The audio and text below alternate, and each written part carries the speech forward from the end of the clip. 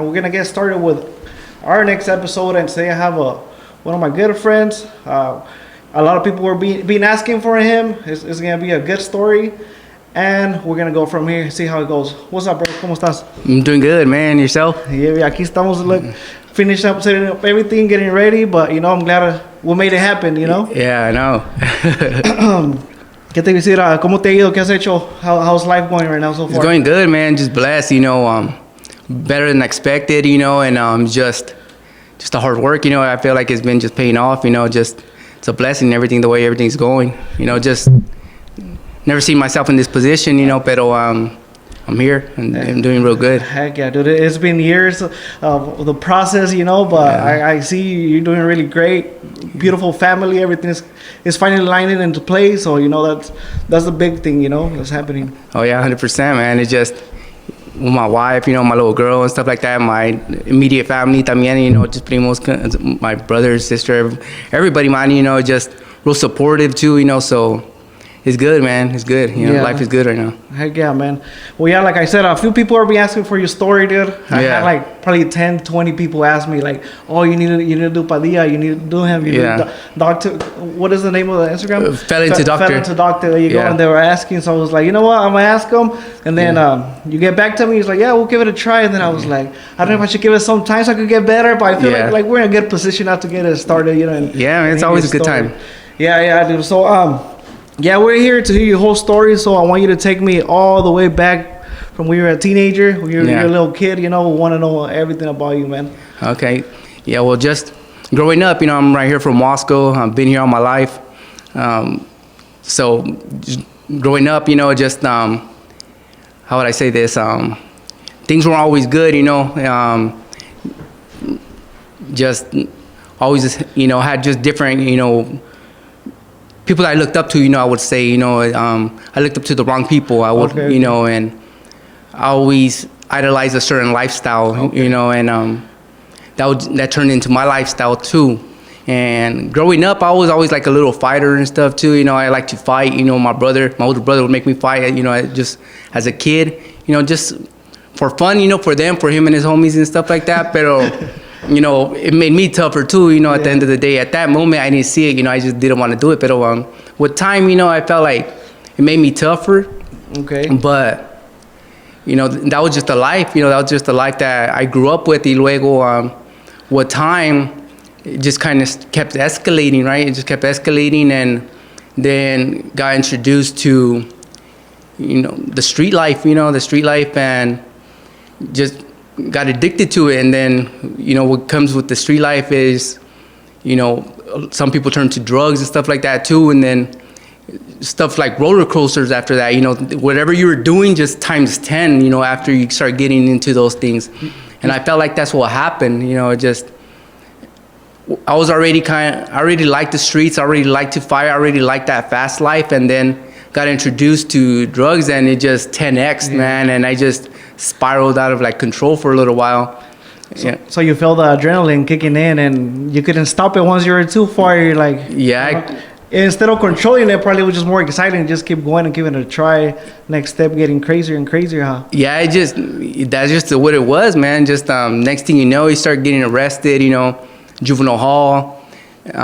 Camp Owens, small cases and stuff like that, but, catching a month here, catching 3 months there, like at 16, 17, and just kept catching cases, and the thing about the justice system, you think that, well, they say it's rehabilitation, but, it's not no rehabilitation. You just kind of get introduced to more. You get introduced to more gangs, other people, that you click with and stuff like that, so you kind of want to one-up each other sometimes, especially being young, So I felt like it just, getting into the system at a young age just made it worse. Yeah, you feel like you have the need to prove yourself when you're around that age, right?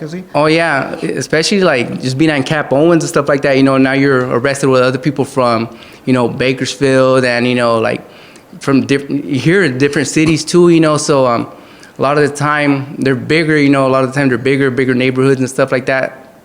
So you feel like you have to prove yourself, being from a small neighborhood, from a small city. Yeah, it's a small city, but well known, dude. Especially in the gang community, you know, like a lot of people.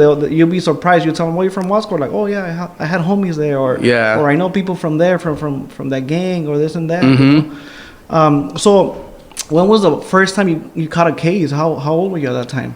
I think I was like 15 or 16. 15 or 16? Yeah, 15 or 16 years old. I don't remember the exact age, but I was like 15 or 16 years old the first time I caught a case. Oh yeah, how here in Wasco también? Yeah, here in Wasco. Okay. Yeah. And you're a kid. How old are you right now? Right now I'm 37. You're 37. Okay, so yeah. you're just a little older than me. Yeah. Okay. Yeah, I remember the first time I met you, we were at a friend's house, and that's when you're really into the gangs, bro. And for some reason, like I was around the gangs, but I remember that day I saw you probably for like we were there at the same spot for like 30 minutes, and you just. You look like you're not in the good position. You look evil, bro. You look intimidating and scary. You know, like I remember the first time I met you, like I said, I was like who's this guy? You know, you introduced yourself, talk to me normal. You know, what's up, bro? My name is Papas. I'm from Moscow. You know, and este otro, but you had that look, and you're like, damn, like you feel the tension, you know, and you were cool about it, you know, like llegaste like normal, like being friends, you know. But I remember it just. Because you're involved really hard in the gangs at that time, you know? Yeah, it just, like I said, you know, it just, you get pretty deep and stuff, you know, and I've always been a hothead, you know, I've always been like into fighting and kind of doing stupid stuff. So, you know, just getting involved and stuff like that, I felt like just had to prove myself, you know, and then, you know, just looked up to my older brother a lot and stuff like that, and you know, him getting in and out of the system, I thought it was cool. Okay. You know, so I never was like scared of prison and stuff like that. I was never scared of it. It was something that like I wanted to be there one day. Okay. Like it was something that in the position I wanted to be. I know it sounds stupid now, you know, in the position, you know, I'm in, and now thinking clearly, you know, it just like who would think like that, right? Pero the youngsters and stuff like that, I'm pretty sure they could relate, you know, because especially back in those days, dude, because that's all you had. Those were your role models back in the days. I remember I had one of my, not older friend, but my friend's older brother, like that too, bro. We used to look up to him. He had Barrio Wasco tatted in his head, and he'll be so excited to do something to go back in, you know, like he'll be looking forward to go back in and try to get a clavo in or something, and then you think you get scared at that time, but it would just be like exciting, like like what is the homie gonna do? He's gonna fucking do something crazy. Because I remember he wanted to go. The time that happened, he wanted to go back in Christmas time. I don't know what they do in Christmas time, but he wanted to make sure that homies get some of the clavo he was gonna take in, you know, like So I relate to that, because I remember, like I said, I was probably like 16, 17 when that happened. No, probably 14, 15. But también, you know, like lo miraba, and then like it'll pull you in, like sin querer, you know, like you see him getting girls at that time or acting hard, and you're like, heck yeah, like I want to be like this guy, you know. And now that we're getting older, you think about it, and you're like, fuck, está bien pendejo, you know, or like, how come I have that mentality? But I guess it's just something that we're growing into, you know. And we didn't really have other role models to look up to. Yeah, it's that. Like I would always say, you know, like in social media posts and stuff like that, it's that street fame, you know, that street fame they get addicted to. Like it felt good knowing that everyone knew me in town, you know, it felt good knowing that, you know, people were scared of me, you know, it felt good to know that people, you know, like even if they didn't respect me, they didn't approach me. Yeah, you know, they feel intimidation. Yeah, they didn't approach me, you know, and I wasn't the biggest or the baddest or nothing like that, you know, pero like people knew me, and people like knew like not to, you know, like not to mess with me and stuff like that, you know, because like it was like I'll take care of it one way or another, you know, and that's just you know, you get addicted to that lifestyle, and you know, it takes a while to get over it, you know, and that's why I always relate to like these youngsters. I always relate to, you know, people that, you know, are going through this path, and I feel bad, you know. It's not like I don't see them as dumb, you know. I don't see them as, man, you know, like get your shit together. I don't see it like that, because I was in that position one time, and it's addicting, man. It's like really addicting. That lifestyle is like, it'll reel you in, man, and it'll keep you there until you're doing life, or you're 6 feet under, or you know, or you actually want to change. Yeah, like you have to have a really motive to get out of that lifestyle, or sometimes it just never happens, you know. And there's a lot of friends that we lost in the system, you know, a lot of friends that they're still doing bad, and there's some that just you know, they came out of it and now they're successful. And I hear and I see a lot of stories like yourself, you know, that it went from being like, you will never guess you were gonna change your life around, you know? And yeah, man, like I said, I seen a few people like that just bring it up, and then they just start turning themselves, and those are the motivation, those are the stories that motivate people, you know, because you see the switch and then you're like, nah, like this one doesn't have nothing, he ain't gonna go nowhere, and then you start seeing it, and then, you know, like it brings people to that mentality, like, shit, he could do it, I could do it, you know? Yeah. No, 100%, man. And that's the thing, like, that's why I like to share, you know, that's why I agreed to, like, do this also, because, you know, I share it on social media, I share it on, like, Instagram and TikTok and just different places, you know, and because I feel like, you know, if you could reach one and stuff like that, you could teach them, you could educate them, you know, kind of give them hope, because there's a lot of homies, like, doing good. Like, one of my close cellies, we were really close when we were in Salinas Valley. And he's out here, he owns his own tattoo shop, you know, he's like doing good, you know, that's why I go get my work done from now, you know, just because I did a lot of my work in the system also. So it just try to support each other. And then just the other day, I got a message from some homie that I was busted with too, you know, in the system. He's from Salinas, and he's like, hey, what's up, Papas? You know, like, I remember you and stuff like that, you know, from being in the system, you know, good to see you doing good. And he's doing good. And then another homie from Tulare that, like, you know, messaged me and stuff.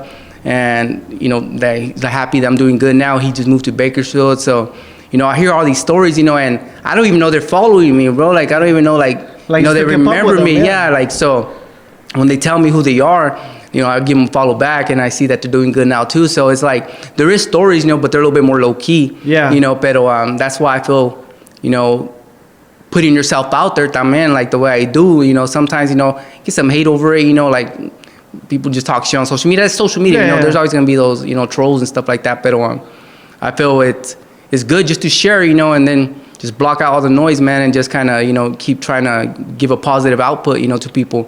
Yeah, well, I mean, that's what builds your character. That's who you are at the end of the day. You know, that's how you got here, and that's your persona. Y así te impusiste, y ya miras la diferencia while you're making it. Probably that gets you even more pride. You know, you're like, man, look at me now, what I'm doing. You know, and that's really good, man. Yeah. So when you went in here to law school when you were 14, so you were in and out different places around California, huh? Yeah, that was in juvenile hall, just in and out, into juvie, and then you know, and then Camp Owens. I did like 3-4 months there, and then when I got out of there, I was already around like 17, and then just, you know, just little stints, you know, nothing like major. And then I turned 18, and that's when I started hitting the county. Okay. And then I started hitting the county. We'll catch like a year, pero at that time, it was like overcrowded, so you would get a year, but you only do like a month out of it. So I'll get back out and right back into the same mess, you know. And luego, so just in and out like that until I had barely like turned 19. And, you know, I was out here running amok, you know, just doing a bunch of stuff, you know, and just making a lot of noise on these streets, you know. And I ended up catching my big case, you know, and that's when they tried to give me a lot of time, you know. I ended up, my family, you know, my parents, you know, got me a good lawyer, because they tried to put me away for a lot of years, you know, and ended up dropping a lot of my cases. And well, my lawyer, you know, he fought for it, and I ended up catching 5 years. I ended up catching 5 years with only one strike, and with 85% at that time in 2006. Okay. When, I had just turned 19. Okay. And so your family got you a good lawyer, they got you going. Mm-hmm. That's good that you got support for the family, dude, because we lose a lot of people in the system that maybe they have little hope, but they don't have nobody to support them or try to help them. You know, I've been in those shoes. I lost hope for my brother for a lot of years, you know, and lamentablemente he passed away, you know, being in just bad in and out of prison and drugs and whatever, you know, and some people, like you said, maybe that's what got you to like turn your life around, and they got you out. Maybe that helped you out a little bit, you know?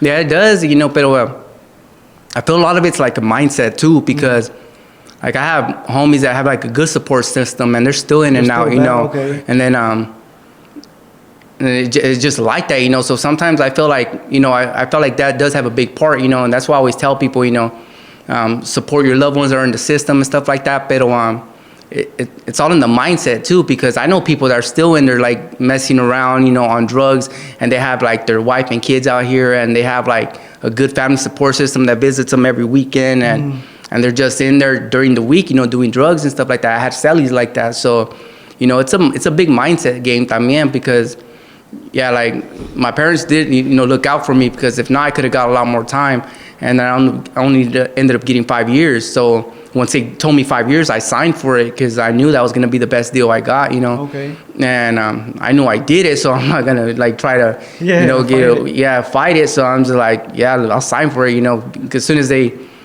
started like at 20, and then it went down to like 12, and then when they dropped it down to 7, they tried to make me sign.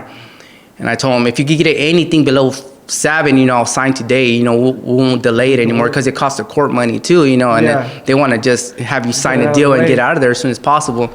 So my lawyer, he came back and told me, hey, if you sign 5 years today, you know, we'll be able to get it done. And I signed 5 years right away. As soon as I hear 5 years, I just got on it. Okay. You did end up doing the whole 5 years? Yeah, because I ended up maxing out my time. I was in there too. Damn. Yeah, I was only upstate for about 2 months, and I caught a 6-month shoe term. Okay. And I ended up maxing out. Well, I got 6 more months. I mean, so I was supposed to, because when you do 85%, you end up only doing like 4 years and like some change. But I ended up getting in trouble in there, and so I racked up my time, and I went up like 6 months, and then I ended up going to the hole again after I got out of the hole from there. I ended up going to a different prison, and I ended up going to the hole there, so I got in some trouble again, and then I ended up getting like another 3 months, so I ended up maxing out my time. Okay, so you ended up getting a little bit more time than we were supposed to. Well, like I did my 5. Okay. I did my 5, because you're only supposed to do like 4 years and something with 85%, but I ended up maxing it out, so I ended up doing the full 5. Okay, how was it for you being in there at that time, those 5 years? To be honest, bro, like, that's what, like, I don't know. It's all about the mindset, because in the beginning, man, it was like I was a little stressed out, you know, just fighting my case, you know, not knowing if I'm gonna get out, because they will like try to scare me that I'm gonna get life and stuff like that, right? And in the beginning, that's what the cops were telling me, that you're fighting life and stuff like that. And so I'm like, man, you know, am I gonna fight life? You know, I'm like 19, I just barely turned 19 years old, you know, like 3 months before, you know, I had just turned 19. So I'm like, you know, I'm never gonna get out of here, you know. And so it was a little stressful, but once I caught the 5 years, to be honest, like, I just started programming, man. It wasn't too bad. It wasn't too bad. And like my family was telling me too, do you want to get bailed out, or do you like want a lawyer? Like, what do you want to do? I'm like, you know what? Don't bail me out. I'm already in here. Just use some of the money for the lawyer and stuff like that. I never bailed out. Like, I was never really scared of jail. I'm not trying to sound like a tough guy, but I was never scared of jail. Like, I was never wanting to get bailed out. I never got bailed out. Any time that I went in and out of the system, I just did my time. Okay. I never got bailed out. And so when I was in there, it was like whatever. But when I caught that big case, I'm like, man, you know. But as soon as I heard 5 years, like, I just stopped stressing it, to be honest. Like, I just started reading books, and started programming, started working out, you know, started just doing my program, started, you know, doing what I had to do, you know, just do my time, man. I did my time good, man. Like, the system, like, people will try to scare you about it, or you'll hear like dumb people post that never been in the system, like in comment sections and stuff like that. But it's not too bad, man. Like, it's like, there's solid homies in there, man. Like, even to this day, like, a lot of my closest friends are in the system. Okay. A lot of my closest friends that I got, you know, got out and are doing good out here, and I still keep in touch with them. And they end up like brothers to you, man. And I still like keep in touch with them to this day, you know, send them money when I can and stuff like that, you know. It's just because it's a brotherhood, man. Like, you get like really close to them, man, and they look out for you, and you look out for them, and you know, if something cracks off, they got your back, and if something cracks off, you got their back. And it's you built like, a relationship, friendship in there. Yeah, 100%, man. And like, it came to the point where like I remember when I was in Salinas Valley, I was in the level 4 right there, and I was with my Celi Neto from La Mirada, and the homeboy Shy Boy from Echo Park. He was next door, and we got really close. Okay. And would always be making pruno and stuff like that. That became my little hustle. So and making spreads together and stuff like that. So we'll just fish it to him, and we'll just be drinking and eating good, and when canteen would hit.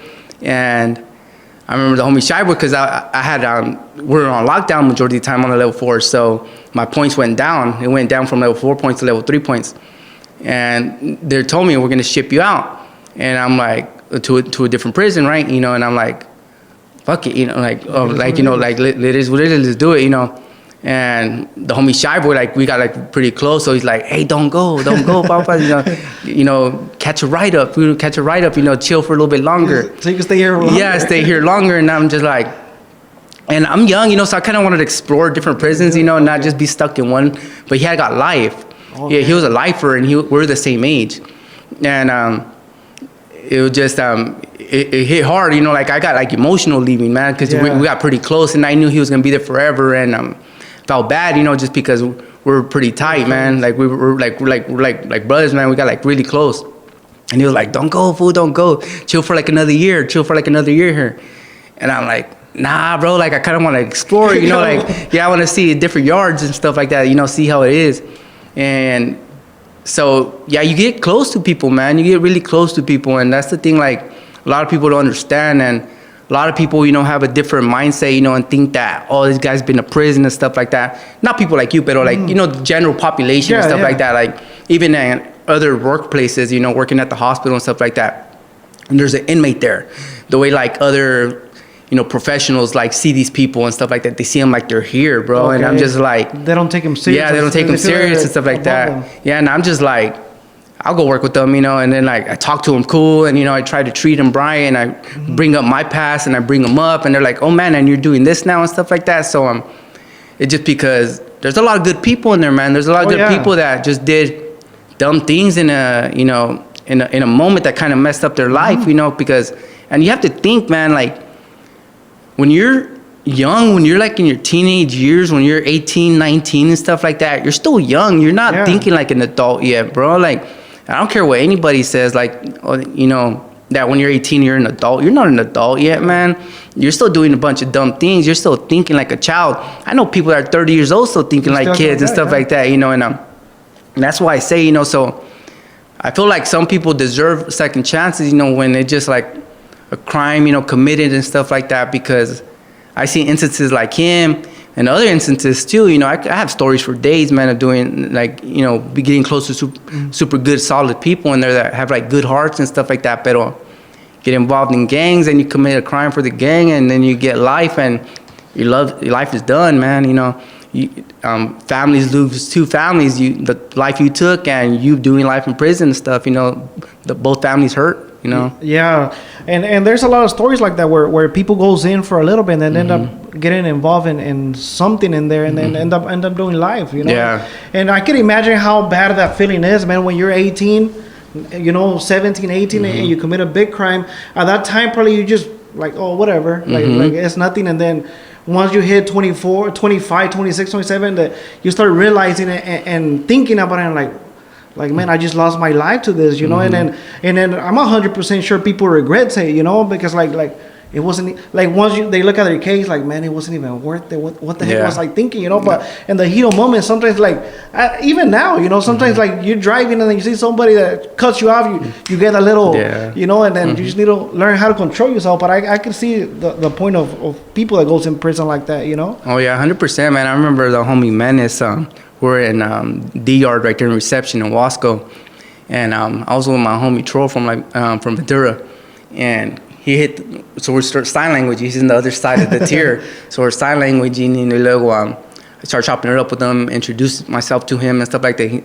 And I'm 19, but he looks even younger than me, and he had just turned 18, and he got life in prison too, and we're sign languaging, and he ends up obviously through sign me dice hey man, I remember growing up, I wanted to be in here. And he's like, I didn't realize it was so big. Okay. He's now I'm stuck here forever. Oh, and it's stuff like that hits, man. And it's just it's things like that I think about and stuff. And it's just the stories stick with me también, I don't forget them, because when I'm doing certain things out here and stuff like that. I do it for myself and I do it for my family, but I do it for the people that are never gonna get a second chance too, man. Just because, you know, I had those relationships with them, like, you know, like that brotherhood with them, you know, and it just that you got to meet them really close, you know, how they really are, you know, like not for you're not judging them based on the crime that they commit, but as the person that they are, you know. Yeah, as a person, because that's the thing a lot of people don't think about, you know. We're gang members, you know, we get on drugs, but if you take all that away, majority of the people have good hearts, man. Yeah. The majority of the people have good hearts, you know, and a lot of people don't realize that they can't see past their past, you know, they can't see past their criminal history. They can't see past the things that they've been doing. They can't see past all the drugs and all the crimes they've committed and stuff like that, or, you know, all the crimes they've committed while on drugs. And if you just take all that away from them, like, don't give them an opportunity to get on drugs, don't give them an opportunity to be around gangs and stuff like that, majority of them are good, solid people, man. And I think about that, you know, and it just, it's motivation for me también, you know, just because a lot of them are not going to ever get a second chance, you know, to share their story, to be able to, you know, get another shot out here to do something with their life and stuff like that. And, you know, and it's a few select people that are blessed enough to be able to do it. And, you know, I try to do it for everybody, not just for myself, you know, but I try to do it for all the solid homies out there, you know. Yeah, man, those are really some sad stories. I work at a place where I work with people that were inmates that they're in the programs where they get released to get ¿cómo se dice? Like adjusted back to the people, to the world, whatever. And I see them, I see them working, and then the people that I work with, like I see that they just pretty much they're working by themselves and working over here, and then just ignore them or whatever, you know. And then I feel some type of way when that happens. You know, the other day we're digging a trench, and then it was probably like 10 of us from my company, and then like probably like 30 of them. Yeah. And then we're all digging, getting it, you know, whatever. And then we finally finish, and then just they grab the shovel, they walk back to their trucks, you know, and I had walked ahead of me, grab some water, you know, and then when I was drinking water, they started walking towards where I was at. Yeah. And then I'm just like, hey guys, thank you for the help, man. I appreciate you guys killed it today, you know. And you can see their face, man. They just light up, you know, like sometimes all they need is the little recognition, you know, that they motivate someone, like, okay, somebody noticed it or something, you know. So that's something that I like to do when I'm at work, you know. Yeah, no, that's good, man, because that's the thing you have to realize, you know, a lot of them never did anything good. Yeah. You know, so like getting recognition from somebody that, you know, sees certain things like that, you know, it feels good for them, you know, because I was in that position a while back, you know, like, because getting out with a criminal record, man, is difficult. You know, the only jobs you could get is oil fields, you know, and hard labor jobs. You know, you can never get like a professional job. I remember just when I decided to go back to college after my car accident and everything like that, you know, after I had got out of the system, I still had a criminal history, right? So I had a background. Like, they would deny me from volunteering places. Like, I wasn't even trying to get paid. I was just trying to volunteer just to get some hours, just to get some experience because a lot of these programs require you to get hours before you even apply to different programs. Okay. And they were denying me from that. So it's like, it hits you tough, you know, just like, you know, I'm trying to do good, you know, I'm trying to. And I don't even get the chance. Yeah, I don't even get the chance. Like, I'm not even trying to get paid. Like, I just want to volunteer. And they just deny you from volunteering and stuff like that. So, you know, it feels good when, you know, you get recognition, you know, of you're doing good, you know, even though like not seeing them like a criminal, but just seeing them like a regular person. Yeah. So, you know, that I commend you for that, man, because it's like a lot of people don't do that. You know, a lot of people don't do that, but you know, if some people need it a little bit more than others. Yeah, and I feel like they do. Yeah, and actually, talking about that, one of my best friend, he called me from prison today. He ended up catching a case where it was an accident. They blame him. The way I saw what really happened to the accident was, we're gonna blame it was like 50-50. His fault, and then the other guy in the other vehicle, you know. Yeah. But my friend ended up getting, I don't know how many years, but I know it's between 5 to 10 or 12. I don't know. Yeah. 100%. And they put him on Wasco. He was in Wasco for like 3 months, and then he started doing programs. And I remember I talked to his lady, to his dad, to his cousin, like, hey, dude, I want to talk to him. I want to see able to get a car, get a sign up a letter, whatever they do to be able to see people. And told me now when they're in Wasco, you can't visit them. And then now he got transferred to somewhere up north, like 4 or 5 hours from here, and he's on the fire camp. Okay. And he finally got my number, and he called me today, dude, and I'm really excited. You know that I heard his voice, you know, and I was like, hey, bro, like I know you don't deserve to be there because I know him personally, you know. Yeah. We had those conversations for hours where we just talk about it, and he'll be scared. Like, dude, like, I've been fighting this case for the last 3-4 years, and I just want to be over, because when that happened, you know, like, he didn't have his smaller daughter or his whole family, and now, you know. So now that he's in there and his family is here, you know, like, I try to keep in touch with him, with his family. My lady does the same thing. And, you know, like I said, I even asked him to, like, dude, like, I'm glad that you called me, because we're going to go to the jaripeo that I invited you. And then me and his son and him, like, we'll go to the rancho and then, you know, spend time together. So it's like, do you mind if I take your boy? Just like, dude, thank you so much. I appreciate it. Yeah, take him, you know. And, that's cool. And then, so we're going to take him for the day that I invited you to. Me lo voy a llevar al chamaquillo. You know, he's probably like around 12, 13, so already ya sabe, you know, and he loves the rancho, so I'm gonna take him, you know, and then I hope my friend gets out, like, since now he's involved in the fire camp thing, I'm just gonna try to reduce his sentence, and, you know, como tú dices, like, maybe that's what he needed to get the sentence, because now you know when you're gonna get home, and then there's people that they'll be in the system for a long time before you even got a sentence or something like that, right? No, 100%, man, because they're just, like, fighting cases and stuff like that, especially, like murders and stuff like that, or attempted murders. They'll be in the county like 3, 4, 5 years sometimes, you know, until like they get sentenced. So the county sucks. Like, the county sucks versus upstate. And so a lot of people have to deal with that for a long time. But once you get sentenced and you're in upstate, it's a lot more chill. You start programming, have a TV in your cell. Well, depending on where you're at, you know, there's like a fire. I've never been to fire camp, but fire camps, I heard they're super chill, that they can eat real good, and you know, they have a lot of like freeway, like a lot of leeway for a lot of stuff and stuff like that. They have a lot more freedom. So it's everything's different, you know. Every yard is different, every system is different and stuff like that. But like, once you're upstate though, it's a lot better versus the county. So as soon as you get out of the county and you hit upstate, it's smooth. Like, it's a lot better. Yeah, te digo, like, so when I was young, también I had that mentality that I was never afraid to go to prison, or I was like, you know, if I kind of want to see how it is. You know? And then I remember Wasco High School had a really good program. It was like a security class. I forgot what the name of it.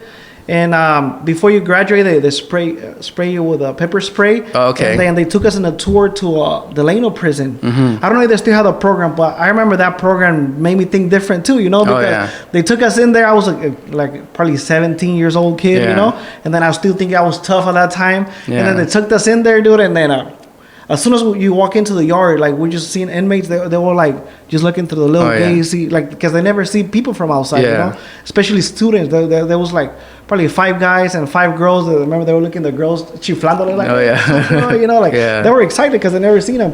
Y te digo, so I feel the tension when I got there, like it feels like la vibra, como que te da miedito, and then just like hell no, I don't want this. You know, and then thanks God I never got into trouble, and I never end up setting a foot in prison, you know. But probably that thing was one of the things that changed my perspective too. They're like I don't want this life, you know. And sometimes it happens, like, you know, because you're out there putting work or whatever, and then cuando menos acuerdas ya estás, you know, like. It happens fast, man. It happens fast, and that's the thing, like, you know, because for a while, I mean, you just do things, man. You just do things when you're growing up. When you're just young, you're just doing things.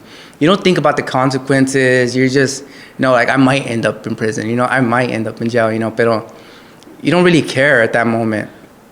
Like, I got expelled from like high school and continuation. Like, I would get out of camp or like juvenile hall, and then they'll give me a second chance, and then, you know, it's just. Like, that's what I'm saying. It's just like a revolving door. Like, you're just like going in and out, getting in trouble, you know, give you a second chance. And then you just kind of get back into your old ways. And then you hit the big dogs, you know, and then you hit prison and stuff like that. And things change, you know, but that's why I say, you know, it's a sad journey for a lot of people because they don't have that second opportunity. And even the people that do get a second opportunity, they get out and like just get back into the system, because I feel like, I think it's only like 10 or 15% that get out and actually stay out. Okay. And that's like the statistics to it. And it's and like even when I was in there, like I remember one of the homies, their son and dad, when I was in Salinas Valley, it was Big Dreamer and Little Dreamer from Hawaiian Gardens, and they're busted together, and Little Dreamer paroled and ended up like ODing and stuff like that, and ended up passing away. And it's like he was better in the system, man. Like, you know, like he was better in there. And so you hear those stories, and then you hear stories of, hey, you remember the homie this, you know, he's back in already, you know, like, so they'll be out for like a month and just get right back into the system. So even when I was in there, you know, like people would tell me like, and homies care, you know, you'll hear like stories that homies don't care and stuff like that. Homies care, you know, because even when I was in there and I'll try to sign up for stuff, they knew I had an out date. So it was always like the homies that were lifers that would sign up first, you know, or they'll tell you, like, don't worry about it, you know, like, or, you know, just because they're already doing life, you know. So like homies care about you, man. Like if they know you have an out date and stuff like that, they'll tell you, you know, like, you know, I'm never getting out, but stay out, you know, and especially because you get really close with people, you know. And I was really solid, you know, like I always got along with everybody, you know, like in there, because I was a little knucklehead, you know, so like they knew that, you know, like if you're solid, man, like all the homies are gonna like you, you know. If you're like soft and stuff like that, like you're not gonna, you're not gonna hang out. Yeah, you're not gonna hang out. You're not gonna, no one's gonna really like you, you know. You'll still do time, but no one's gonna really like you. But like I always got along with everybody, man, and homies like gravitate towards you, and they'll be like, you know what, you know, don't worry about it, you know, you got an out day, you know, when you get out, you know, try to do good and stuff like that. And they knew, you know, I was from Wasco and stuff like that, so they're like, oh, what kind of work is there around there and stuff like that? So I'm like, oil fields and stuff, you know. And they're like, oh yeah, I heard about, like, they got good money and stuff like that, you know. But and there'll be homies from like LA and stuff, and you know, from everywhere, from up north, from Salinas, from Fresno, from, you know, San Jose, from everybody, from everywhere, man. There's homies from everywhere, and from other states and stuff like that too. So you know, it's a crazy world in there, you know. It's a different world. And that's why I always tell people, you know, it just, like, I don't have nothing really negative about the system, to be honest. Like, I did my time, you know. Even like I remember, like when I paroled and stuff like that, like leaving, man, like I cried, you know. I cried leaving, man. And it's like now, like that's why sometimes I think back about stuff, and I'll share stories, you know, like with my wife, También, and like we'll talk, and then like with other good homies and stuff like that, with good friends. And I'm just like, cause I love life right now, right? Yeah, like I love life right now. I love freedom, you know. I love doing the things I'm doing and stuff like that. And I'm like, why did I cry leaving prison, man? You know, like why did I do that, you know? But at that moment, it was sad to me, you know, like cause I didn't know what to expect, you know, coming out here. You know, I had my family, you know, they went to go pick me up, but like, I didn't have nothing to my name, you know. I was getting out like I had just turned 24. 24, okay. Yeah, I turned 24, so I didn't have nothing out. I didn't have nothing to my name, you know. I didn't have no car, I didn't have no job, I didn't have no money, I didn't have like nothing, you know. And I'm just like, what am I getting out to, right? You know, like other than like my family supporting me, you know, but like what am I getting out to, you know? But yeah, like it's a crazy world in there, man. And it's like you know, I don't wish it upon nobody, you know, like I wish, you know, everyone would just stay out, but we know that's not the reality, right? You know, like it's a system, you know. It's like they want you to go back. Yeah. They want you to go back. That's how they keep you know, the system going, you know, like that's how they get cheap labor, you know, from inmates and stuff like that, you know. That's just the way it goes, you know. And we fall for the trap, man. We fall for the trap. And it's crazy because in there, like, we all look alike. We're all about like from 5'5" to 5'10". Just stocky. Stocky and like bald and stuff like that. It's crazy how much we all look alike. I remember my sister and my brother and like my parents, one time they were able to see me walk away, and they're like, we didn't even know which one you were. Like, you guys all look alike. Like, it was like leaving business and stuff. Like, we guys all look alike, man. And it's I think it was my brother and my sister that said like we thought that one was you because you have a little hip to, like, you have a little hop to you the way you walk. Okay. And so she's like, I was pretty sure that was you.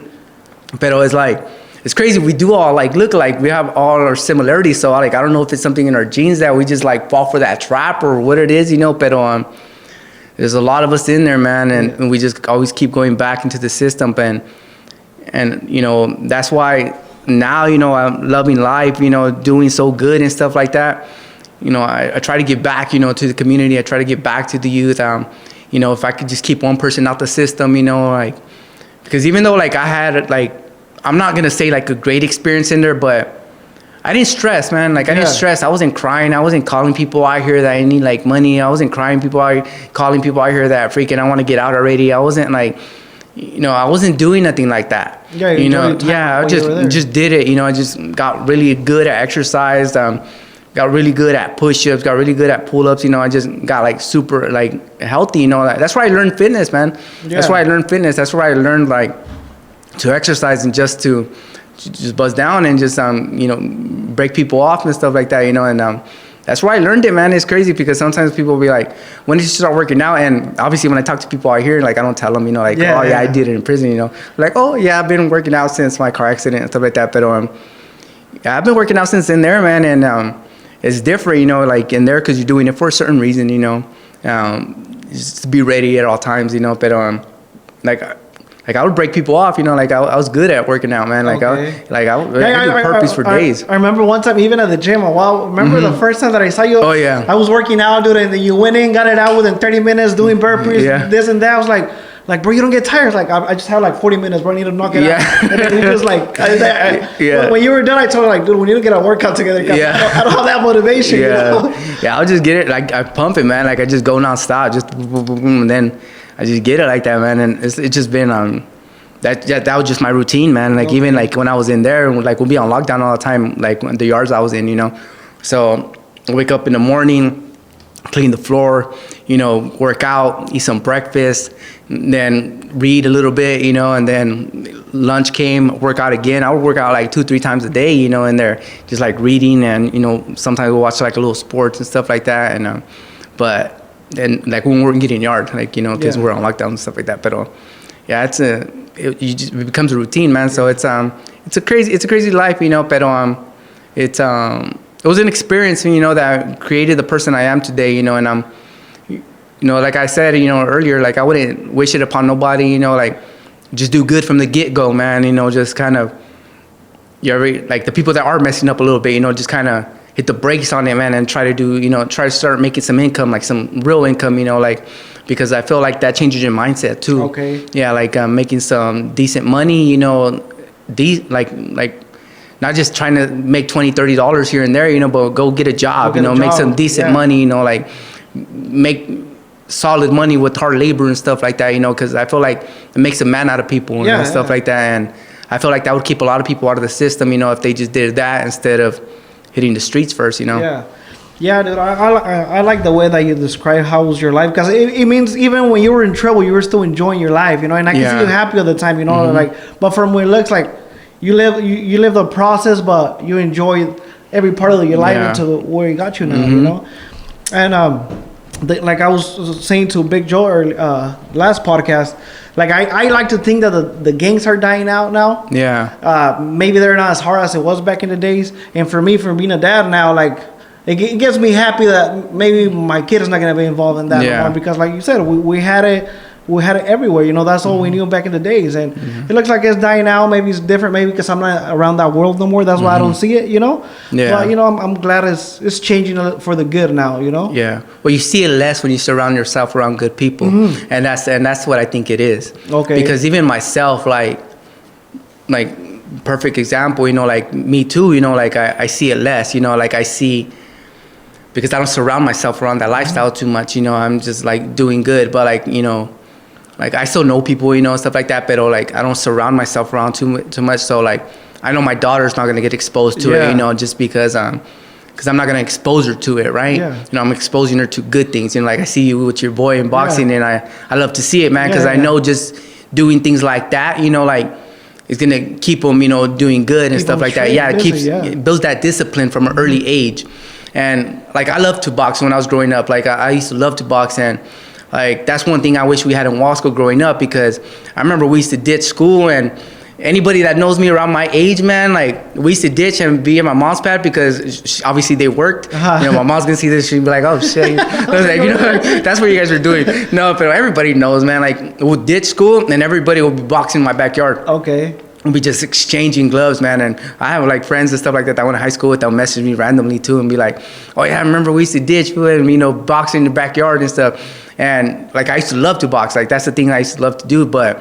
You know, I feel like if I would actually learn the discipline through it, through like proper training and stuff like that, you know, maybe life could have been different, you know, maybe not, you know, maybe I could have just been like, I don't like it too much, you know, because now it requires discipline, you know, but just it's different. Yeah, and then it seems like in our little town, you know, it's getting better too, and because there's a lot of activities, a lot of kids playing sports now, and we never see that back in the days. Like the only sports that they were playing, it was like the guys in football in high school, and that was it, you know.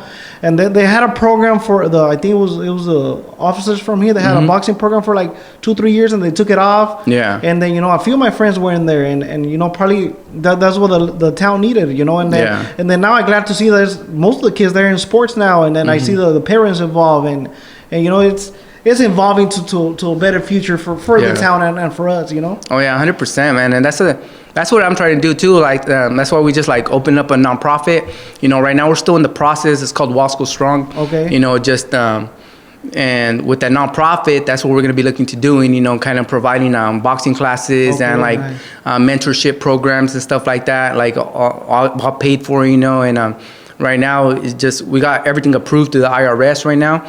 We're just waiting for it, you know, for like the bank account and stuff like that to get going. Pero yeah, like we're excited for it, man, just because I feel like give things that, you know, weren't available to us, you know, growing up. And, you know, I feel it's like I'm going to listen to somebody that looks like you more than somebody that looks like a square, to be honest, right? Yeah, just because I don't relate to that person, right? I don't relate to that person, you know, and that's why I like to share my story. And that's, you know, that's why I'm happy that you're doing this too, you know, because you don't look like them, right? You know, you look like yourself, you know, you look like one of us and stuff like that.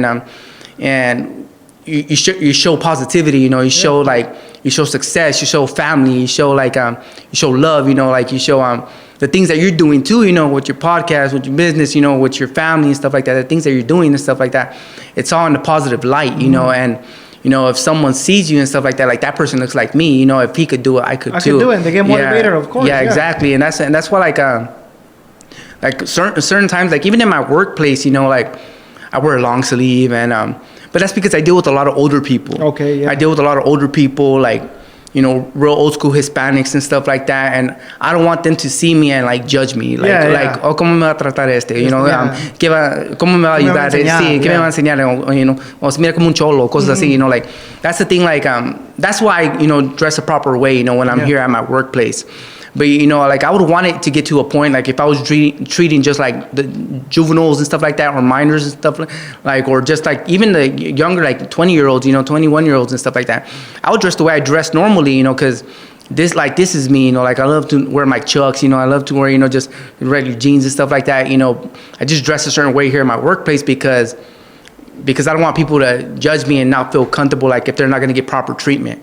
Okay. Pero, you know, it's good to look the way you do. It's good to, you know, hold yourself to a certain persona, because, like, I know if I was getting advice from somebody, I would get it from you. I would get it from you before I would get it from somebody else, because I'm like, you don't know what you're talking about. Yeah, you don't know my life. You know? You need to see that people that's motivated and that enjoying and loving life. You know, because it's gonna guide you the right way regardless. You know, just like the coach that they're coaching my boy Frankie, ABC. Shout out to them. You know. They have a lot of teenagers, you know, and then teenagers is like I said, is the hardest age for any man, you know, because that's where you're gonna decide who you are. Either you're gonna go the wrong way or the right way, you know, and for them they deal with a lot of kids, you know, a lot of teenagers that they know all their problems and whatever, and then you know, like that coach, he's on them, you know, like they won't miss for 3-4 days, and he's on them like, hey dude, where you at? You have a fight coming up or this and that, and I told him, man, like I like that feeling too, you know, because I see you trying for these kids, you know, because you try to make them do better in life, and you, like, whatever boxing does or any sports like that, dude, at the end of the day, it's gonna help them to stay out of trouble, you know. Oh yeah, 100%, man. That's why I feel like early discipline is like the best thing you could give to a child and stuff like that, and I see it, you know, and that's the thing. Like I feel like I see that I didn't have no discipline growing up. You know, I didn't have that, and I tried like football, and you know, I was rough, but I didn't like the discipline. I didn't like the coach telling me what to do. Yeah. You know, and but I feel like because I didn't have that growing up, I didn't have that like as a kid. You know, like I looked up to my brother as my father figure. You know, so it's just like, you know, that was my father figure. So it's just you know, it just I didn't have that discipline. You know, and I feel like just growing up, not having that discipline, just kept like making me do whatever I wanted to do, or letting me do whatever I wanted to do, you know, just because I didn't know to hold myself accountable to things, you know. I didn't know to, you know, to control my anger, you know. I didn't know to like control myself, you know, from doing dumb things, you know. But that's why I feel like when I see, you know, kids, you know, doing good things and stuff like that, or like parents like yourself, you know, putting your kids in like certain activities, I'm like, man, that's the best thing you could do. I mean, from my perspective, you know, from my perspective, and that's why I feel like it's great, man. And I share my story with parents here, you know. I share my story with you know, the youth and stuff like that, you know, from like not just from like my prison background and stuff like that, you know. I'll share it with certain people, you know, certain people that I know I could trust and stuff like that. But a lot of the time, like I'll share like my accident with them too. Okay. Just because it kind of gives them like a glimpse of rehabilitation, you know. Yeah. And that's why like I always tell people, you know, like I have like certain phases of rehabilitation too, right? You know, like I rehabilitated from, you know, my background to where I'm at, you know, now. But I was burned almost like 80% of my body, and I went to 30 surgeries, and I was in the hospital for 10 and a half months, and to where I'm at now. Okay. You know, and it's like different phases in my life, right? You know, that it's crazy to me sometimes, because sometimes like I'm doing so good that I forget I went through everything I went through. And you know, that's why like when you told me, you know, like in the beginning, the first question you asked, like how you doing, you know, how's life, you know, like I'm blessed, man. Like I'm blessed. Like if you would have asked me 10, 15 years ago that I would be in the position where I'm at today, I'm saying you're freaking crazy, man. Yeah. You know, like you don't know what you're talking about, you know, you're on drugs or something. You know, I'm blessed, man. And it just, you know, life turns, you know, and things are never handed out to people. That's the thing that a lot of people, you know, don't understand. A lot of people will say, you know, pray for it, or, you know, stay positive and stuff like that. But that will only take you so far, man. Yeah, you have to go out there and get it. You got to put in that work, man. You got to sleepless nights, you know, early mornings, late nights, lack of sleep, tired, you know, like frustrated, tears, crying, like close to the verge of just not wanting to be here no more and stuff like that. Because I've had a lot of those moments. And it just... But that's what builds people, you know. That's what builds, you know, the mindset. That's what gets you to that next level. That's what makes you leave that life, you know.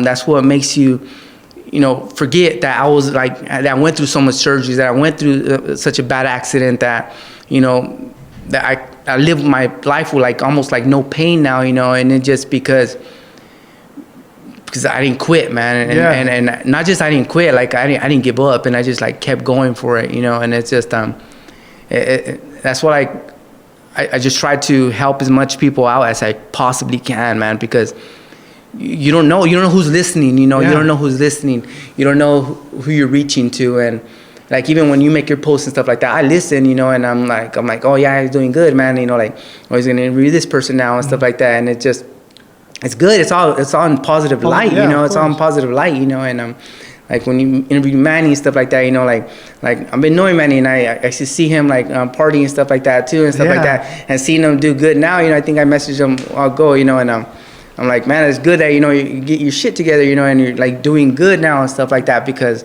it's like partying and stuff like that. I'm gonna choke my gum. Partying and stuff like that, it's like, it's cool, you know, pero you're not gonna get far with it if you're doing it all the time, right? You know, and you need to know when you're gonna pass that phase. That just like, okay, like you need to move on from this part, already, you know. And I'm glad he did it. And like I said, like now I look at him like, man, bro, it fucking motivates me, you know. Like, like I seen him get in and work out, and then sometimes like I'm going through Instagram, I'm laying down on the couch and I see him. He's at the gym. I'm like, I need to get up and get it, you know. No, that's dude. But I'm sorry. Before we move to the next conversation, the new project that you're doing, you know, if you need any help, anything, count us in. You know, if you whatever that's going on. You know, like I see, like you say, you're doing something for people and from people from town. If you need anything, you know, like have us in there, count with us. You know, appreciate it, man. Appreciate it. Yeah. Okay, so now let's move. You know, like to your accident. See how that was. If you want to talk about it, if you feel comfortable, you know, like if you want to walk us through what happened, or because I only know after the accident. I don't know what happened. Yeah. Well, I was released from prison in 2011. After I was released from prison, I was still messing up, you know, not like to the extent I was before, but I was like, I felt like I missed out on a lot of stuff. So I got out and I was like partying and stuff like that, you know, and still getting into fights and stuff like that, you know, here and there. And then I got into the oil fields, and as soon as I got into the oil fields, like I was working in agriculture fields and stuff like that too, because I needed some money, right? So I started working in agriculture fields. I was, you know, any little job I could get, like that's what I was working in, because I wanted some money. You know, I was being 24 years old and I'm broke, you know, and you know, so I started working in the fields. Then I got into the oil fields. My homie Mario, rest in peace and stuff, he got me into the oil fields at Post-incarceration. And it was funny because once I started working there, I showed up one day with a black eye. And I showed up one day with a black eye, and my homie Mario, he was the manager, so he like looked out for me. He's like, hey, you know, they asked him, you know, why is your friend, you know, have a black eye and stuff like that. And like, oh, he likes to box, you know, like with boxing gloves, though, training and stuff. He lied for me, and then they're like, oh, okay, we believe you. So they gave me a job, and then I went to go take the physical, and then I had got into another problem, and I couldn't lift the box. So I put it on my forearm to try to lift the box, and my forearm was broken. Yeah, my forearm was broken, and they're like, I think it's broken. I'm like, nah, I don't think so. I've been like this for a month already. And he's like, no, I think it's broken. Go get an x-ray done, you know. And I went to go get an x-ray done, and it was broken. But long story short, I was there for like, that was just like a little shout out to my homie Mario, man. I love that dude. And he helped me change my life, you know, like getting me a job and stuff, like getting me in the oil fields and stuff when a lot of other companies weren't giving me the opportunity. But yeah, I was there for about like a year and a half, and I was working like a lot of hours at that time. That's when it was booming in like 2012. You know, it was like pretty busy, so I was young, you know, just wanting to work, you know, wanting to get some money and stuff. So I was like loving it. Just had bought myself an M3, a BMW. And every time I would get a day off, I would like to go out. And one day, you know, I had got off of work, and then I went to Bakersfield. And driving home one day, I fell asleep behind the wheel, like, and I hit a power pole right there on Kimberlina, like about a mile from 43 already. Like I was almost home. Oh, damn. And I don't remember any of it, you know. I just heard stories of like that I was still conscious, like, cause I met the firefighters after. Okay. And we went to lunch together in Fresno, cause he's working in Fresno now, one of them. Y luego, he told me that I was conscious and everything like that, that I just kept repeating, I'm in pain. I'm in pain. And like, yeah, my car got completely like burned. I was completely burned, and they put me out. And yeah, I don't remember anything of it. I just remember waking up at the hospital and not knowing what happened. Like I tried to get out of bed, and I remember my little brother was right there next to me, and he's like, hey, you can't get up, Papa. So you can't get up. Don't. And I'm like, I want to get out of bed. He's like, you can't stand up. And I'm like, why not? You know. And you still didn't know what happened. Yeah, I didn't know what had happened. And they kept me in an induced coma for a little while because of like my injuries. And I'm like, what do you mean I can't move and stuff like that? He's like, you can't get out of bed, Papa. You can't get out of bed. Like you're in an accident. And at that moment, I didn't know what had happened. I'm like, what do you mean I was in an accident? And like, was I in a, because I had my motorcycle at that time too. So I'm like, was I in a motorcycle accident? And he's like, no, you're in a car accident. And I'm like, how's my car? And then he's just like, don't worry about that. Like, you know, and like, I don't know if I dozed off or anything like that, but I remember that. And I remember that conversation with my brother. And it's just, when I started like coming to grasp with everything, like it just, I realized that of the severity of my accident, man, and I couldn't get out of bed. I couldn't move my arms. like different reports show different things, but it was like anywhere from like 65 to 80% of my body was burned. Majority of them were 3rd-degree burns. It was just like very depressing, man. It was just before my car accident, I was going to the gym. I would get off of work and go straight to the gym, get a good little workout in, and you know, I was young, so I thought I could do it from like 3 to 4 hours of sleep every day, you know. So, and just waking up in the hospital, not being able to get up, man, it was just like very depressing, and it hit me hard, man. Like I was always self-conscious of myself, you know. I always cut my hair every week, you know. I've been cutting my own hair since I've been a teenager, so like I fade myself up and stuff like that, and I always try to stay clean cut and wear clean clothes and stuff like that, and just going from that one moment to not being able to move and being covered in scars, with my whole body being burned and stuff like that, and not being able to lift my legs and just bleeding everywhere, and like it was a hard part of my life, man. Like I would always question God of like, why me? Like, why am I here? Like, why did this happen to me? Like, why did I survive? It was very depressing. Like very depressing. Like there was a lot of times I just didn't want to be here no more, and it hit everyone hard, man. It hit my family hard, you know. My mom, my dad, my brother, even sisters, you know, it hit everybody really hard, man. And they had to airlift me to Fresno because Bakersfield couldn't do nothing for me because of the severity of my burns. And since they flew me to Fresno, it's called Terry's house, and it's like a house for like family members and stuff like that. Okay. And that was like my family's second home at that time, because they were there with me all the time. And my car accident happened September 3rd, 2012. They told me that I was supposed to be home by Christmas. Okay. And I didn't end up going home till July. Oh my God. Yeah, my wounds weren't healing the way they should heal. I was catching infection after infection, caught pneumonia a few times.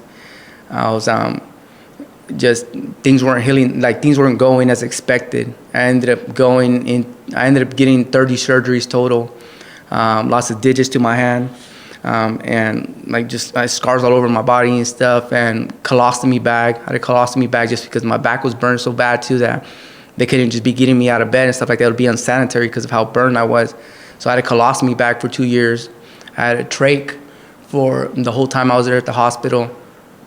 They're supposed to take it off, you know, like when you start doing better. Mm-hmm.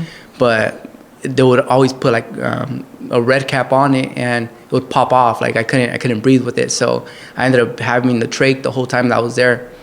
So it was very difficult, man. It's I would have to say that was like the most difficult thing I went through in my life.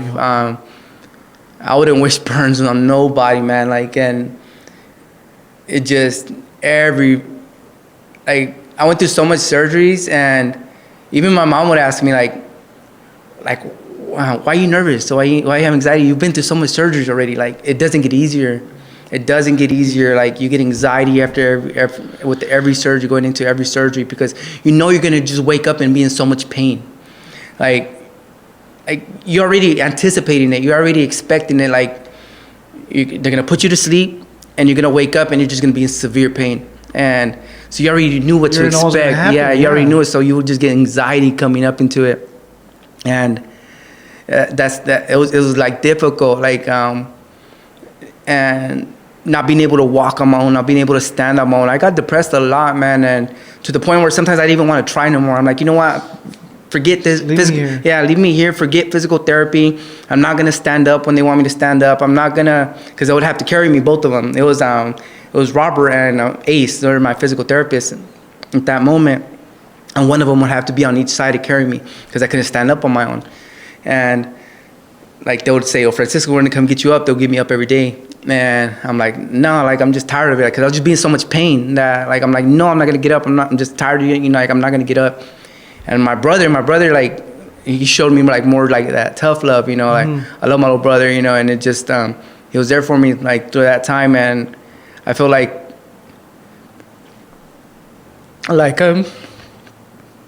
it was just like a difficult time for me at that moment. It's like, but I've always been real tough, man. Like I've always like, but at that moment, like I felt like really like weak and stuff like that. So I felt like I needed him to show me that tough love, man, because I like him showing me that tough love, like talking shit to me, like telling me like, you know, like, is this where you want to be at? Is this where you, like, it helped me out, man. Like it helped me out. Like, it got me into that other mindset. Like, you know, I don't want to be in a hospital bed my whole life, man. I don't want to be in a wheelchair my whole life. You know, I don't want to be there, man. Like, I'm not going to be there. And like, it really helped me like get to that next mindset, you know, and the physical therapist would keep coming in and like they'll tell my brother to sit me up and, you know, my dad to sit me up and stuff like that. So they would come and like sit me up into the wheelchair and stuff like that. They'll like transfer me into the wheelchair, like they'll change my colostomy bag when I couldn't change it, you know, and like I still have the scar on my abdomen and stuff like that from my colostomy bag from having it 2 years. And it's like, it was real difficult. It's a difficult moment, like difficult situations at that time. Like a lot of people won't understand unless you've been in a similar situation. And they helped me through it though, man. They helped me through it, and the physical therapists did great jobs. These two, you know, the nurses, the doctors, everybody there, man. Like that's what turned me to like healthcare. That's what actually like turned me into that point, you know, that I. Because they knew my criminal record, they knew like about me, like because we were there for so long, like we grew that really bond. Close too. Yeah, so like they started asking me questions like, you know, what are you gonna do when you get out of here? What are you gonna do this and this? And I'm like, I don't know. Like I don't know if I'm gonna be able to go back to the oil fields because obviously of how burned I am, and like, you know, I don't know like how my recovery is gonna be. I couldn't raise my arms over my head. I had some like burns, skin grafts to my arms, to my legs. I couldn't bend my knees. You know, I had to stand up with a walker, like, you know, even closer to home, like I was still standing up with a walker. I had a shower chair, like I had to sit down and shower. My brother had to shower me when I got home. And so it was like, the nurse would like tell me at that moment, I'm like, I'm not gonna be able to do nothing, you know, I'm not gonna be able to do nothing. Like, I don't know what my recovery is gonna look like. I don't know what I'm gonna do with life, you know. And they'll tell me, go back to college, you're a smart kid and stuff like that. And I'm like, nah, I'm not gonna go back to college. I dropped out of high school. Like, I got my GED in prison.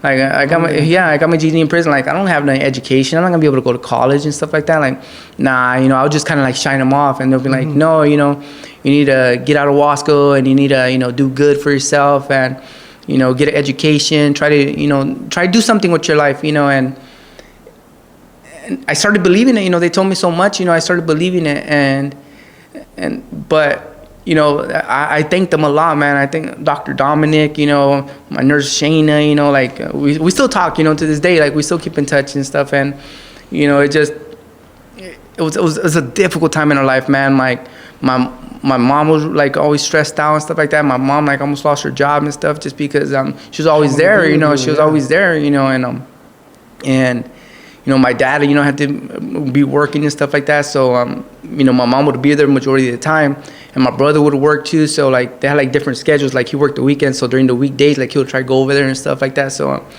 I had good family support, man. But even in the beginning, like it's just so difficult. You didn't care, right? You're selfish. You're selfish. When you're in so much pain, when you're suffering so much, you're selfish, man. You're selfish. You just. It's all about me, you know, like I'm in pain. You don't know about my pain. You don't know what I'm going through. Yeah, you don't know what I'm going through. You know, but you don't see the pain that they're going through until later on in life. And then now that I'm seeing things clear, man, like my mom suffered, you know, my dad suffered, my brother and my sister, like they suffered too, man, you know, and like especially my mom, I feel like she suffered the most and stuff like that. Everybody, you know, even more than me, man, because like. It's a mother love, man. Like I can't imagine, you know, like any little thing happens to your kid, to your son, like it's horrible. You can't take the pain, you know. So I could imagine how it felt. And your brother, man, he really he stood there for you, and he had to be strong, you know. Maybe he felt the same pain, and he just like I need to be the strong brother for him, so he could feel that support, you know, because that could have throw you in a really bad depression, you know. He did, you know. 100%, man. And you hit that one, like the nail in the coffin with that one. And that's why, like, I feel like you know, he had to be the tough one, you know, because everyone else, like I could see that they're struggling. I could see that they were in pain and stuff too. And you know, he was like tough for like all of us at that moment and stuff too, you know. But it was difficult, man. It was difficult. And I always tell people, you know, now that I've been through it, now that I've like past it, like it was a painful blessing, man. Like it was a painful blessing because it was like a reality check of that I needed to slow down, that I needed just to get my things together. That, you know, because look where I'm at now. You know, like if that wouldn't have happened, I wouldn't be where I'm at right now. I wouldn't be with a great wife. You know, I wouldn't have a beautiful daughter and stuff like that. You know, and like my wife's great to me, man, and like I wouldn't have met her if all this didn't happen. You know, and that's why like I always tell people, like, I wouldn't wish it upon nobody, but it led me down the right path. You know, it led me down a beautiful path. You know, and it led me, you know, to have great conversations with people like you, and you know, just like being able to help a bunch of people out here in our community and stuff like that. You know, and it was a difficult time, man. Like I was depressed for a long time. Went home, I was depressed, like, you know, didn't want to do nothing. I would only walk out at night just because I didn't want people to see me, because Wasco small, everybody knows everybody, right? So I didn't want people to know me. I didn't want people to see me like that. I didn't want people to see me with a walker.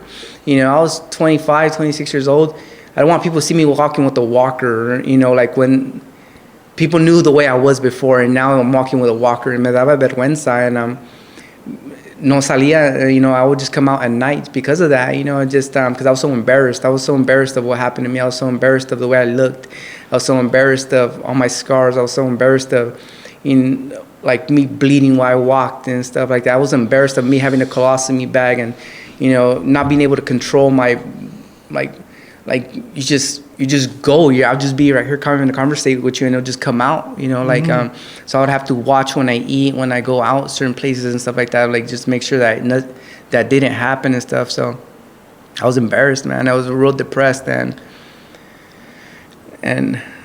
you know, I was on a lot of medications, oxycodone, Norcos, Ambience to help me sleep. I was on everything, man. Like it just everything you could think of, man. I was in a real depressed place. I was in a real depressed place. Man, I can't imagine, dude. Right now, you tell me the story, my legs are sweating just thinking about the pain and all you had to go through, you know. And it was not an easy process. It was a year process, you know. And I could see your scars, man. And I could imagine how bad the pain went through, and you know, and I'm glad you made it back out of that, you know. Yeah. Like that is crazy, because like I don't know if you know or you heard the story of Andrew Frisella. Oh yeah. I don't know, you know, he said that he met the lady in the grocery store. That it was a full body burn too. That she had a full, you know, she was burned too. And then he had this scar to his head, and he was embarrassed about it. And then when the lady saw him, she's like, "What the fuck happened to you?" Yeah. And then he said after that, he kind of moved on, you know, and I can relate to those scars because I have this scar in my forehead, you know, like I still get a lot of questions. Like every time you meet somebody new, like they wonder. They want to know what happens, especially with little kids. You know, little kids look at you and they ask you, or they don't know how to keep it to themselves. They, you know, like, and it's funny because like I can get away with my story, you know. Yeah. Like if I like you, if you're being noisy, maybe I'll tell you the truth. Maybe I'll tell you a crazy story and you believe it, you know. Like there's people like, oh yeah, dude, my family comes from this. I was with narcos, and you know, like I just let them wonder, you know. But like I could imagine how that position was, you know, and you being in those burns, like you know, pretty sure you couldn't stretch, and man, it's horrible, man. I'm glad you survived that. You passed through, and I just can't imagine how bad it was, you know. And then you get to meet probably people like they were in your situation now too. Oh yeah, 100%, man. Just this Sunday, I want to go meet up with the Bakersfield Burn Foundation and a few buddies that were burned too, and my homie Mike and Dan, and we went to Moo Creamery this past Sunday, barely.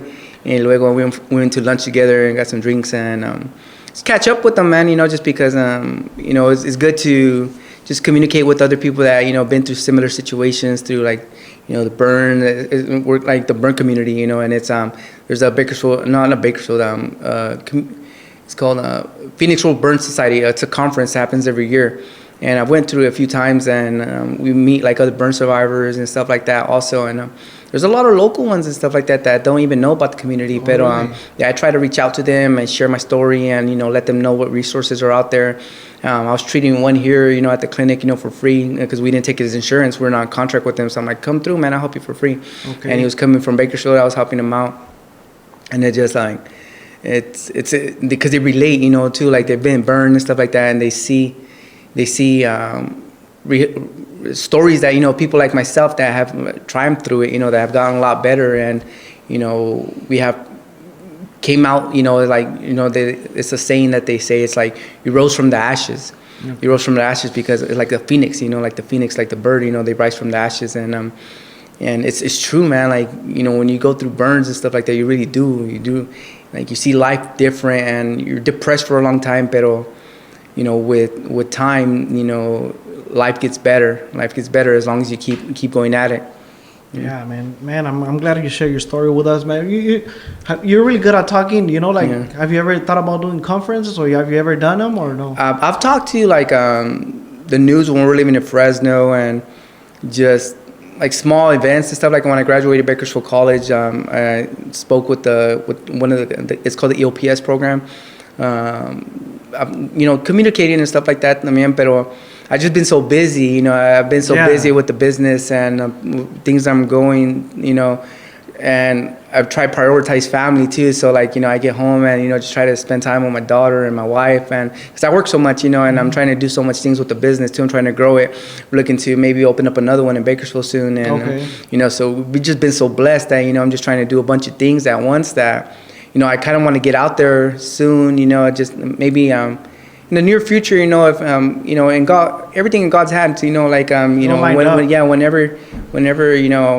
I feel everything's in place, to where things are running on their own a little bit more, and I don't need to be here all the time, and I just, come in, selectively when the business is running a little bit more, on its own, when we have a physical therapist here managing it, and I'm able to open up another one and stuff like that. I feel like I want to put myself out there more, but I haven't really talked a lot, but I've talked to Diana, or my wife, and she says, do it. She supports me through everything, man. And she supports me through everything. And that's the reason why we're at where we're at, and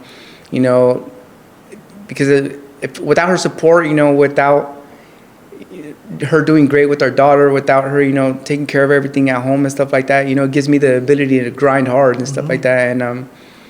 And she supports me through everything. And I tell her, like, hey, I would want to in the future, to like speak and stuff like that. But, right now we just don't have the time for it. But, that's why when you reached out to me, I'm like, I'm down for it. I'm down for it. Like, I haven't really did it. This is like the first podcast I do. And, I got approached other times, but, like, I know you, I'm sorry. I'm comfortable with you, and I'm like, I want to support the homie, I want to support the homie and stuff like that, because I got much love for my community, man. Thank you, man. I really appreciate it, brother. So let's take it back again with the accident. Was that with your white BMW? No, I had a black BMW. I had an M3 at that time. Oh, okay. It was a black M3 convertible top. Okay. And that's the one that, that's the one I caught. That's the one I burned. I only had it for a few months too. I had went to buy it in LA when I started getting some money in the oil fields. So I'm like, I've always wanted a convertible top, and I'm like really into like old school cars, like Impalas, Chevy Impalas, like 64 convertible tops, stuff like that. So when I started looking online, and I'm like, oh man, this BMW M3 convertible top looks freaking good. It looks bad. So I went and ended up going and get it. And no, my white one, I ended up just selling that one when I started college. Okay. Yeah, but I had a white 135i turbo convertible top also. Oh, okay, yeah. That's not the one I crashed. That's the one I ended up just selling when I started college. Man, dude. And when this happened, you had already met your wife? You were already dating with your girl when the accident, or that was after? No, that was after. I didn't meet her until 2014. Yeah, we met at the gym. Okay. Yeah, we met at the gym right here at Anytime Fitness. That was already after my car accident, and it's funny because like I'll still like tease her sometimes, and I'm like that she wanted a thug, right? Because she was gonna get better. Because I said, because I was on house arrest when I met her. Okay. And because in 2014 I got busted again after my car accident and everything after like that. Already? It was just like it's not that I was messing up. It's that something happened, and since I was still on parole and the gang unit already knew me, they went and like harassed me. Okay. And since they went to my house and they found the billy club in my room. And since they found the billy club in my room, they told me, cooperate with us or we're going to take you back in. I had a colostomy bag. I could barely walk. Oh my God. And I'm not going to say the officer's name, but I'm just like, he's the head of the gang, and I'm like, you've been knowing me my whole life.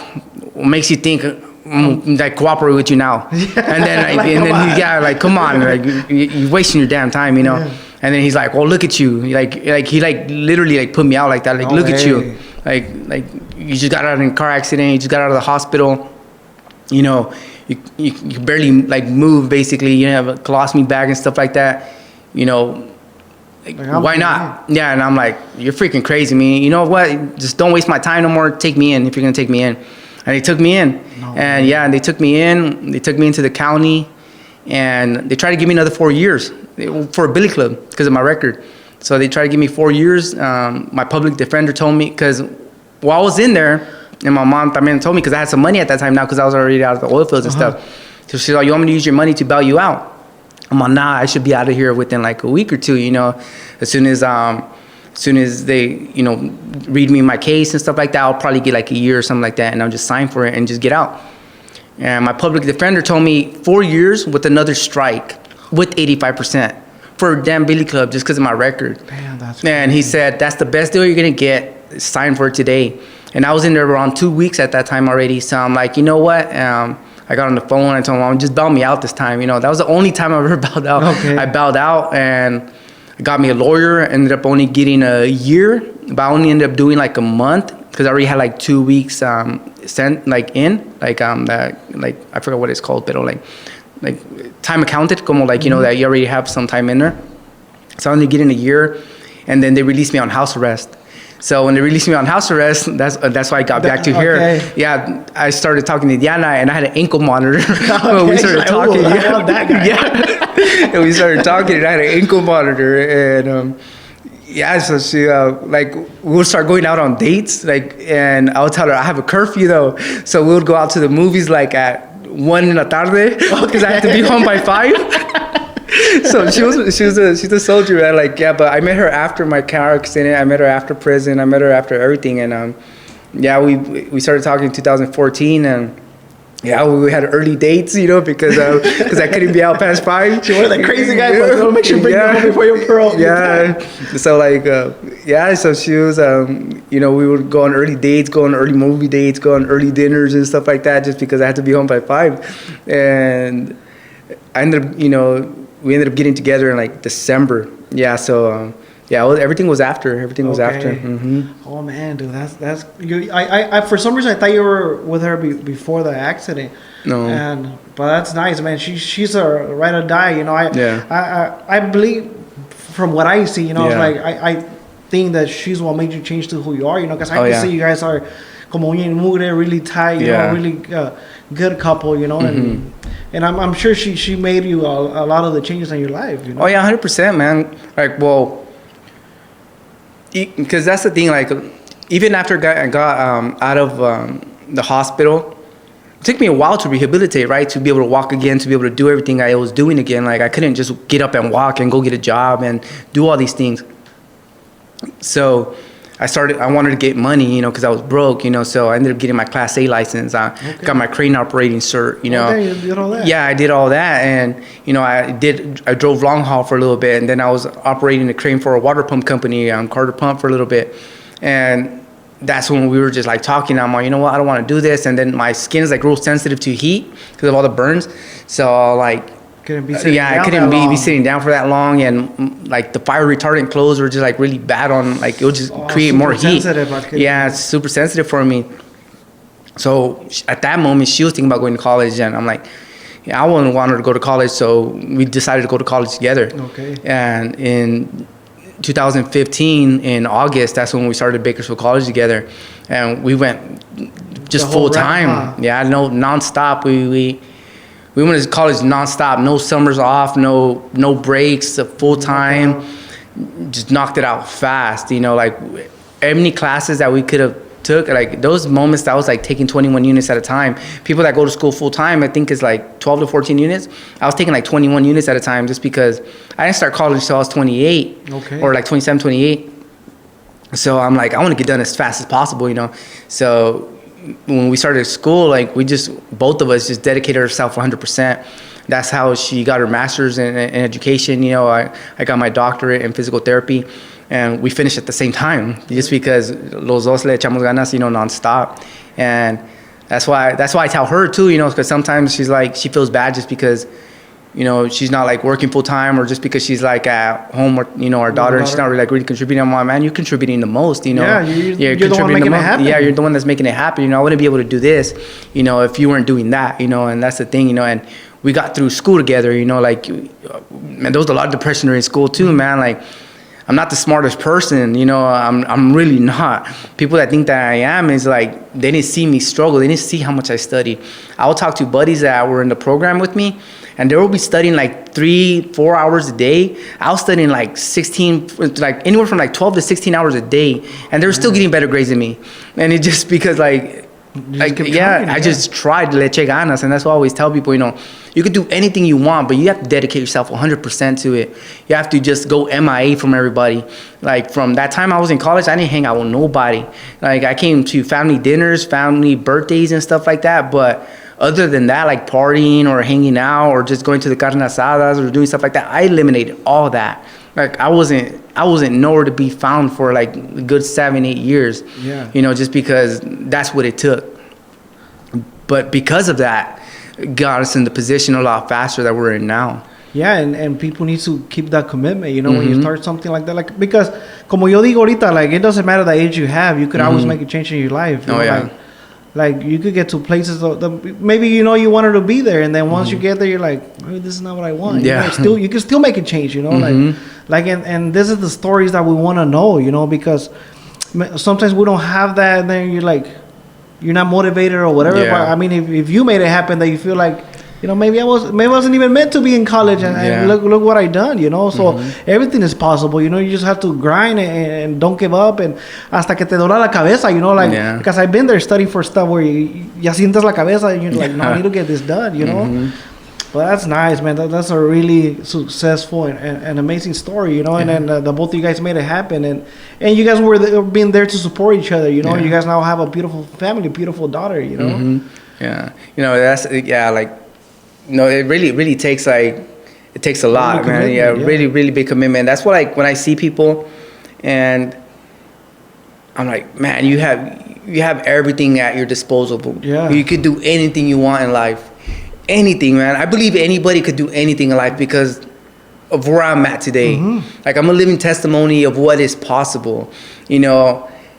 Just in and out the system, you know, 5 years in prison, off and on drugs and stuff like that, you know, burned almost 80% of my body and stuff like that. Went in the hospital for 10.5 months, you know, went through 30 surgeries, you know, and then got my GED in prison, dropped out of high school and stuff like that, to having my doctorate degree, owning my own business, opening up a nonprofit, you know, doing very well financially and stuff like that. And, you know, we're not hurting for nothing, you know, and stuff like that. And it just, come on, man, like, échale ganas, man. You know, échale ganas, you know. Yeah, you can make it happen, man. Like, I'm very blessed, you know, and that's why I like to share my story, because I'm a living testimony of what is possible if you put in the work, man. If you put in the work, if you believe in yourself, you know, and even if you don't believe in yourself, just don't stop, because you're not going to always feel motivated. You're not always going to want to do it. You're not always going to wake up and be like, man, I'm going to get it done today. I wake up tired sometimes. I wake up freaking exhausted. I wake up freaking sore. I wake up like discomfort. Like, I'm not motivated at all. And I just go in there and still get my workout in the morning. Still, you know, shower up before I come, you know, to work and stuff like that. Still get ready, you know, like, because you're not going to feel like you want to do it all the time. But if you do, if you study every day, if you're in school, or if estás echando ganas for your business, stuff like that, or if you're trying to get fit, you know, if you're trying to get healthy, you know, if you're trying to make more money, you know, just put in a little bit more effort and you'll make it happen. Yeah, you know? And it's not impossible. You're living proof of that, you know. Like, last time we were talking about the 5 in the morning workouts. I don't know how to get the mindset, you know. I can't get up at that time, because once I'm up, I'm up. But for me to get out of bed, bro, it takes like 20 alarms and push me out of the bed to get up, you know. And then, like, I see you at 5 in the morning already working out, ready to go. I'm like, that's for me, I don't know how to get to that level, you know. Like I could work out after my work hours, like I was telling you. Yeah. And then you're telling me, you know what, dude, I really want to. I work out before my day gets started, so I could work, and once I get out, I'll spend time with my daughter. And then I was like, you know, you have your prioritizings, you know, in line and everything, and it's something really hard to do, you know. But it's possible because you're doing it, you know, you're making it happen. So there's no excuses for nobody to not do it, you know. Yeah. That's the thing, like, you know, and that's why I appreciate you, you know, give me the opportunity to share my story and stuff like that, because at the end of the day, you know, we're all blessed, you know, we're all doing good, we're all doing good, you know, and we're living testimonies, you know, for somebody else, you know, that is not doing so good, you know, that, you know, if, you know, Daniel can do it, you know, or Francisco could do it, you know, if you know, we could all do it, you know, there's we could all ways, do it. figure out, like, stay on your feet and keep that mentality that it could happen. There, it doesn't matter where you're at. Like you're living proof that don't matter where you are in life, you can still make it happen. Yeah, I just gotta get up, get it done. You know, even if it's like, even if you're not a morning person, do it in la tarde. You know, do it and just do it. Get it done. Just do it. Just get it done, man. You know, it's that's why it's been a roller coaster. It's been a journey, and like I told you, you know, like sometimes I feel like I forget everything I've been through and stuff like that. You know, I forget it sometimes just because of how busy I am. But I always hear like those quotes and say, you know, that, you know, depression like is a privilege, you know, and you know, because you have enough time to think and stuff like that. Yeah. So you have to keep yourself busy. And I know that's not the case for everybody, you know, because like even when I was in the hospital, like I suffered with depression, you know, and I couldn't do nothing, you know, like you couldn't move. But if you're healthy, if you're mobile, if you're able to exercise, if you're able to do these things, you're already blessed. Because I remember the moment that I couldn't do none of that. I couldn't walk, I couldn't stand, I couldn't do anything. So for me to run a mile is a blessing. Even though it's painful, even though my, you know, heart's bumping, you know, going into 100, you know, and 50, you know, beats per minute and stuff, I'm able to do it, and I'm blessed to be able to do it, because I remember 10 years ago I wasn't. And that's why I always tell people, you know, we take simple things for granted. I remember I couldn't drink water because I couldn't drink any fluids. And so they would just put like a wet cloth in my mouth to be able to just dry up, like give some moisture to my mouth, so because my mouth would just be so dry. That drinking water was just felt so good one time. Once I was able to drink water, I loved water, and I'm like, man, I never knew I loved water so much. Like drinking water is a freaking blessing, man. Like that's why I always tell people, you know, we take things for granted because we're so privileged. Even with everything that's going on in politics right now, we're so privileged that we look for other people's problems. Yeah, and like, you are living such a blessed life that you look for other people's problems. You want to live through misery through somebody else because your life is so blessed. Yeah. And, you know, that's why I always tell people, count your blessings, man. And, you know, just appreciate what we got. Appreciate our families. Appreciate our loved ones. Appreciate your health. Appreciate everything, you know, because at the end of the day, there's someone else that don't got what you got. Yeah, sometimes you need to stop and meditate and just be with yourself, you know, and think about it, how you say, you know, like we don't think about it. Sometimes we're just like, oh, you're miserable, or you feel down for a reason, you think you can't achieve something. Like, think about it, like, if you're breathing, you're a blessing already. You'll be able to move, you know, because there's people they're going through 10,000 worse than you have, you know. 100%, man. Like, and that's the thing, like, I still work at Career Medical Center, and you know, I was working at Memorial for a while. I still, you know, talk to other burn survivors. I'm SOAR certified, so I'm able to talk to burn survivors at the hospitals too. And I see them in the position they're at, and I see them sad, and I see them depressed, and I see them hurting, and I see them in tears and not being able to walk. And I show them pictures. I'm like, look, this was me. This is me. And this is me now. You will get better. And they believe it. Yeah. Why? Because they see that. See you know, they know that time will fix it. And that's what I'm saying is just, you know, we all have a duty to try to do good, not just for ourselves, but to be able to lead by example. And, you know, you're doing it, you know. I'm trying my hardest to do it, you know, and I feel we're doing good, man. Sometimes I forget about it. Sometimes I forget to, you know, pat myself in the back and stuff like that also. But I feel sometimes I just feel like I'm not doing enough sometimes. Yeah, I think we all have the feeling, you know. We all have the feeling, Ben, but you know, like, like I'm proud of what you're doing. You know, I see you. You're trying the best for everything. You know, and then you're an example for a lot of us. You know, like I could imagine how hard it was to work out. Probably still tough. You know, right now when I was walking with my stuff, you came out. Dude, I saw your chest. Like you can see the chest. You know, so you put it in the work. You know, and you're making it happen, man. That's awesome. Yeah, and that's all it takes, man. It's all it takes. You know, and I see you working too. You know, I see you on social media. You know, stuff like that. You know, putting it in. You know, getting the interviews in. You know, I feel like we're on the right path. You know, we're on the right path, and you know, I'm thankful for everybody in our community, man. I love Wasco, you know, and when I was, you know, I used to say like, you know, Wasco always just gave me negative stuff, but at the end of the day, you know, it was decisions that I made, you know.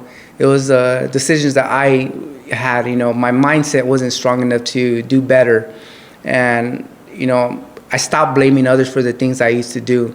And that's why even for the nonprofit that, you know, we started, that's why I named it Wasco Strong, because, you know, we are a strong community, you know, we are not, you know, we're strong together, you know, and that's the thing. And we're a small community, but we're a strong community. You know, we're a small community, I mean, but we're a strong community. And that's why I feel like a lot of us, you know, are doing really well, and we're doing better for our children. And, you know, a lot of our children are going to be doing a lot better because of us, because of what you're doing, because of, you know, what other people are doing. And I have people I went to school with, and I see what their kids are doing now, and I'm just like, man, that's cool, man. Yeah. That's cool, you know, that's really good. And, you know, and I'm proud to be, you know, from where I'm from, you know, and in a different sense now, you know. Yeah. In a different sense now, you know, in a positive sense now, you know. Yeah, that's good, man. Yeah, so, it's, you know, thank you, you know. Yeah, thank you. and we do a little more for our community, you know. Me and my lady, we just today we're talking that we're signing up for coaching for our kids, because there's not enough coaches, so they haven't even started the softball. And then, you know, like we want to be really involved in our community, you know. So now I got even my boy Christian here involved. He's gonna help us coach too, you know. And then I recommend for parents that they're here in town, you know, like be more involved with the kids and with sports, and let's try to do better for a small town, you know, because we love this town at the end of the day, you know. 100%, man. Yeah. We're all doing our part. Yeah, we're all doing our part and trying, and we want to get people involved, you know, like don't be shy, don't be embarrassed, you know, whatever you want to get going on, or your kids, reach out to us, you know, like we're here from this town and want to make it better, you know. Yeah, 100%, man. Yeah, well, that's good, man. We had such a good, amazing conversation. Before we leave, tell people about your business that could come and visit you here. If you need anything, you know, talk to the camera, and just bring it out there, you know, so people could come and visit you if they have any issues with what you're doing, you know. So we're right here at Padilla Physical Therapy in Wasco. We accept most insurances, almost every insurance, Medi-Cal, Medicare, Current Legacy, Current Family, I think I mentioned that already, Blue Shield, almost every insurance that you could think of, workers' comp, personal injuries, law firms, we see them all. Patients love it here because we treat them the way they should be treated, try to get them better in a timely manner. You know, we care about our patients, we want to get them better. We try to get you active, try to get you stronger. You know, I have a patient's perspective, and that's why I love what I do. You know, patients love it because they come here and, you know, they see somebody that, you know, speaks their language. You know, si hablamos español, te puedo ayudar en cualquier manera que estás batallando. Si tienes dolor con la espalda, con el cuello, te has lastimado, tienes cirugía de la espalda, de la rodilla, del tobillo, de la muñeca, del hombro, de lo que sea. Y si nomás tienes dolor que has estado teniendo dolor por como muchos años, dolor crónico, te podemos ayudar con eso también. So we're able to help everybody in the community with balance, with strength, with mobility. If you're struggling with, and you're an athlete and you're struggling, come and see us, and we'll take care of you, treat you right. And you're here down 7th Street, so if you guys see his name outside of his business, just walk in. You know, he'll be there. He'll be here. Yeah, no, I appreciate you, man, and you know, loving what you're doing, you know, and you know, we're all in a good place, you know, just keep helping people out. Yeah, thank you, man. I appreciate it. Like you said, I'm glad we got this done. Like we're friends, you know, outside of this. I want you to know that you could count with me for anything, what you're doing at work, family-wise, you know. We're here for each other. Like I said, I look up to you big time, so we're here for anything, bro. 100%, man. Likewise. All right, man. Yeah, well, with that, we'll conclude. We're out of here. Thank you so much, and go check out our whole video. Appreciate it, man. Thank you for your time. Vámonos.